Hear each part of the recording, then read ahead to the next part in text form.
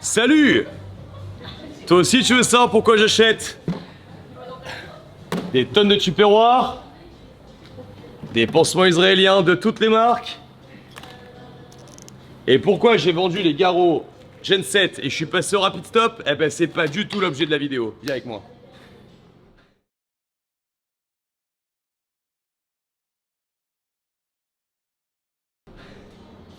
Kettlebell bottom up press, on le fait en Z press, pourquoi? Bonne réponse. Elle fait trop son intéressante, ta meuf, je la déteste.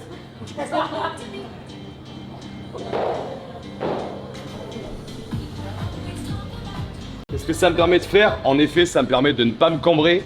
Ça me permet de stabiliser les muscles de mon épaule tout en exerçant donc ma force de position et ma force motrice. Comme j'ai qu'un bras qui bosse par rapport à l'autre, eh ben mon bras le plus faible, il va pas bien le vivre. Mais en tout cas, le bras le plus fort pourra pas prendre le relais. Pourquoi je me blesse? Parce que j'ai ce problème de bras plus fort, plus faible. Et donc, je pousse à deux bras ou à deux jambes de manière totalement pas bonne. Parce que le côté fort compense toujours le côté faible. Donc c'est très important qu'au moins une fois dans la semaine, on fasse du travail totalement unilatéral, d'accord? Ça, c'est le premier exercice. Le deuxième exercice qu'on va faire, prenez des box s'il vous plaît. Je sais pas vous,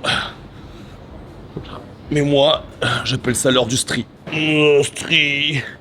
Non, c'est parce que je mange pas que je suis fatigué, que c'est pour ça que je strie. Ne sois pas strié. Toi aussi, tu veux survivre à l'apocalypse? Fais du gras. Allez, viens copine. Face haute. Elle monte sur la box. Un pied dans le vide. Le genou qui reste au-dessus de l'axe des orteils. On descend le plus bas possible. Quand on sent qu'on peut plus descendre, on remonte. On ne perd pas la tension pour tomber de la boxe. Ça ne nous intéresse pas. Notre but, c'est d'expliquer à notre corps qu'on est capable de faire l'aller-retour. Vas-y. Ce qui fait que l'ensemble de la jambe va se muscler sur cette amplitude. Et même système que j'expliquais en gymnastique, mon RM devient mon 2, mon 3, mon 4, mon 5, mon 6. Donc, mon système musculo-squelettique va me libérer une nouvelle amplitude où je vais pouvoir descendre. Ne serait-ce que quelques centimètres plus bas. Et au fur et à mesure, je vais pouvoir le faire en entier. À savoir que c'est encore mieux de le faire pieds nus. Puisqu'on l'a dit tout à l'heure, votre chaussure, je te demande pas de le mettre pieds nus, mais votre chaussure vous apporte de la stabilité au même titre qu'une ceinture, au même titre qu'une genouillère. Donc, privilégiez quand vous avez la possibilité de le faire pieds nus. Change de pied. Super. Vous voyez l'extraordinaire différence qu'il y a entre les deux. Là, vas-y, si elle fait l'effort de descendre en complet, elle va y arriver. On n'est pas loin de la parallèle. De l'autre côté, on a bien vu que c'était infaisable. Donc là, il va y avoir ce phénomène où vous poussez en tire-bouchon. Et derrière, c'est le dos qui prend et plein de choses. Dégage. Alors, on va enlever une jambe parce qu'en fait, on est super balèze. Ça, c'est vraiment le meilleur exercice que vous pouvez faire sur la chaîne postérieure. Le meilleur. The best of the best. The battle of the best of the coconuts. Ok? Mais en fait, le problème, c'est qu'à chaque fois que je donne cet exercice, descends. Chaque fois que je donne cet exercice, les gens, ils comprennent pas ce que je demande. Ils partent sur un concept de rep no rep. Pour eux, il faut que pour valider la rep, ça soit parallèle. Rien à voir. On est en renfort, il n'y a pas de rep no rep. Je veux qu'elle contracte. Femme, je te demande pardon. Ça et que ça. Vas-y.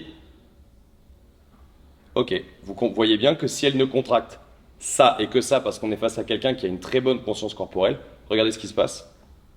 Stop. Elle est coincée. Et c'est seulement par l'entraînement qu'un de ces quatre, elle sera capable de remonter complètement grâce à un seul fessier. 10 répétitions de l'un, 10 répétitions de l'autre. À aucun moment, ça doit travailler. Genre jamais, never, ever. Au passage, je me fais du bien parce que comme je suis beaucoup plus grand, je suis pas du tout en appui sur les hanches. Mais regarde bien.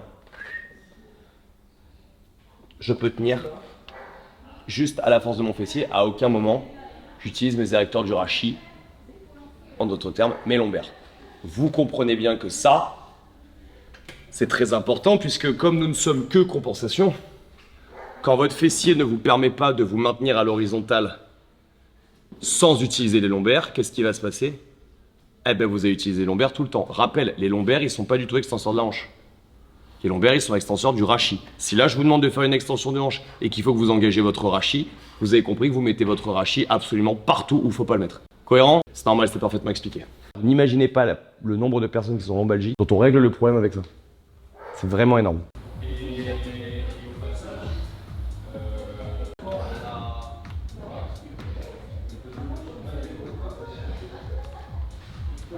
Là, je suis en train de m'étirer pour potentiellement un jour m'autosucer. T'aurais vraiment pas dû dire ça. J'y suis vraiment presque. Tu vas regretter. Hein? À chaque fois, tu regrettes, mais tu m'ordonnes.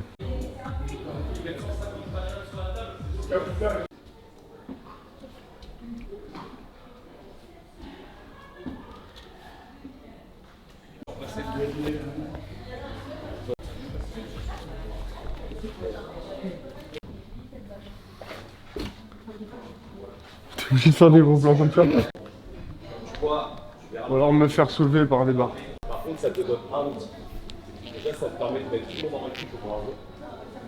Parce que si tu fais pas ça, j'en ai un autre que je dis. T'es horrible. Non. Parce que sinon, c'est la pêche à. Et je te demande des conseils, pas faire tout sur le cap. Il faut quand même que tu saches que c'est un mec qui te donne un conseil. Quelqu'un qui te demande un conseil de te le dire. Exactement.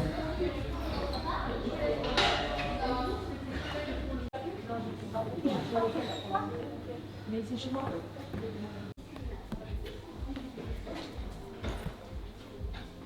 Donc on va faire 5 répétitions de un behind the neck strict et la rotation. 5 rotations. Exactement ça. On en fait 5, on repose. Premier exercice, donc 2 séries de 5. Et deuxième exercice, départ de hanche.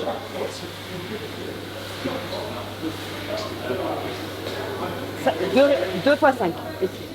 D'abord 2 fois 5 behind the neck et 2 fois 5 strict. Ah, comme ça. Et dans l'autre. But du jeu, muscler tes omoplates. J'ai un nouveau speech pour l'expliquer, il est trop bien. Il y a 5 exercices à faire pour démarrer chacune de vos séances. Pourquoi? Parce que la première problématique au snatch, c'est qu'il faut savoir où est-ce que vous envoyez votre barre. Et votre niveau de performance dépend de votre niveau de précision sur ce lockout. Je m'explique. J'achète un colis aux États-Unis. Il part avec UPS. Il prend l'avion. Il atterrit à Roissy-Charles de Gaulle. Il prend un énorme camion qui l'amène à La Farled, à 15 km d'ici. Puis ensuite, il prend une petite camionnette qui me l'amène ici. Imaginons que l'expéditeur du colis décide de l'envoyer en France. Ça va être compliqué que moi je le récupère. S'il l'envoie dans le Var, c'est un peu plus proche, c'est toujours impossible que je le récupère. S'il l'envoie à Hier, c'est pas mal. Mais Hier, 70 000 habitants. S'il l'envoie chemin de la source à Hier, il y a encore énormément de chances que je l'ai pas. Par contre, s'il commence à l'envoyer au 526 chemin de la source, là on va commencer à causer. Et le next level de la précision, c'est Guillaume Guillou au 526 chemin de la source, 83 400 hier, France, voire Guillaume Guillou assis sur la chaise à gauche de la porte d'entrée. Vous voyez, le niveau de précision, il peut aller de plus en plus loin. Vous devez perpétuellement chercher à améliorer la précision de votre adresse où vous envoyez la barre. Pour une raison très simple, c'est que vous avez besoin d'une précision pour snatcher 40 kg, vous avez besoin d'un niveau de précision pour en snatcher 85 et vous avez besoin d'un autre niveau de précision pour snatcher 120. 120 c'est du millimètre, 70-80 pour un mec c'est du centimètre et pour un mec 40-45 c'est de la dizaine de centimètres. Donc vous ne pouvez jamais vous dire c'est bon mon lockout il est ok. Parce que chaque fois que vous allez vouloir monter en charge, il va falloir monter à un niveau de précision plus élevé. L'avion de mon colis c'est mes jambes. Le camion à Roissy-Charles de Gaulle qui l'amène à La Farled c'est mon dos. Et la Farled, la camionnette qui l'amène au 526 chemin de la source, c'est mes bras. Donc quand on vous dit les bras ils marchent pas au snatch, ces coachs là, il faut les prendre, il faut leur éclater les chicots là, dans la barre olympique. Parce que non, les bras ils travaillent pas au snatch. Ah bon mon con? D'accord, bah utilise pas tes bras, montre-moi comment tu snatches. Le fait de faire ça, ça fait oublier aux gens qu'il va y avoir un moment où la barre, les épaules vont s'activer, les bras vont s'activer.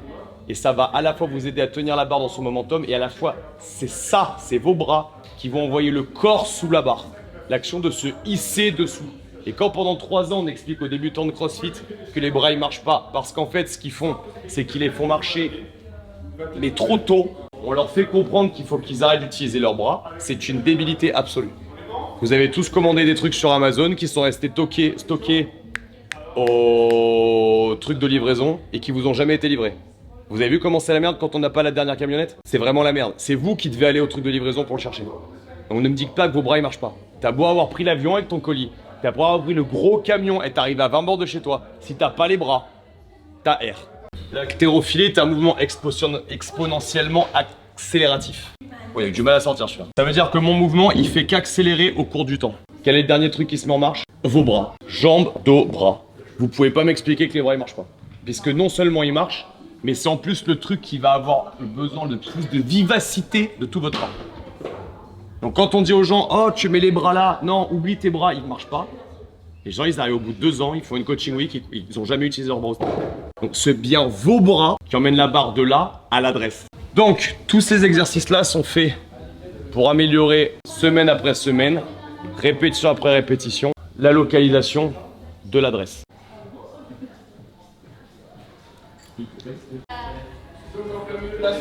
Alors, écarte un peu les pieds. T'as déjà les pieds trop serrés.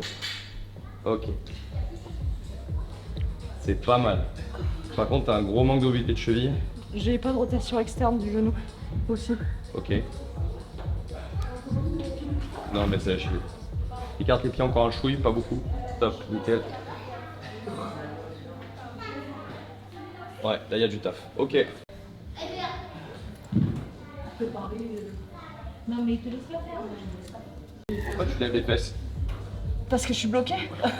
Tu peux descendre plus bas. Voilà. La même chose, verrouille 5 cm derrière. C'est pas mal. Excellent travail, Alice. Mais seulement, c'est tellement pas profond. Non, il faut de la profondeur. Je fais en sorte qu'à tous mes échauffements, j'ai quelque chose pour la ressentir, cette sensation. Parce que pour me hisser sous 40 kg, bah, j'ai besoin d'un niveau de sensation.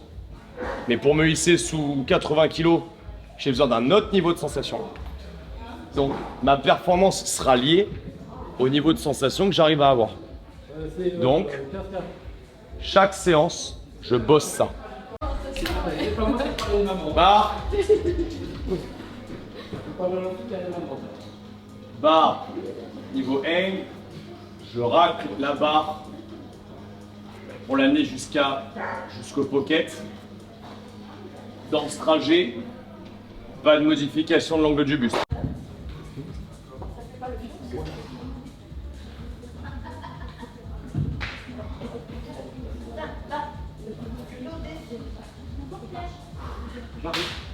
Moi j'ai besoin de ce niveau de fixation. Donc vous regardez eyes forward,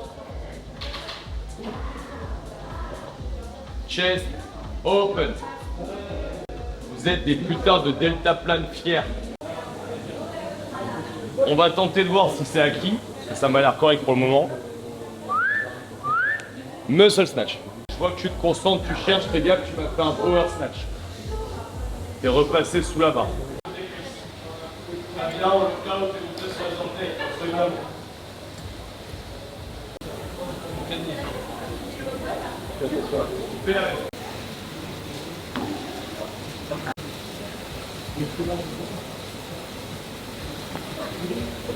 C'est propre.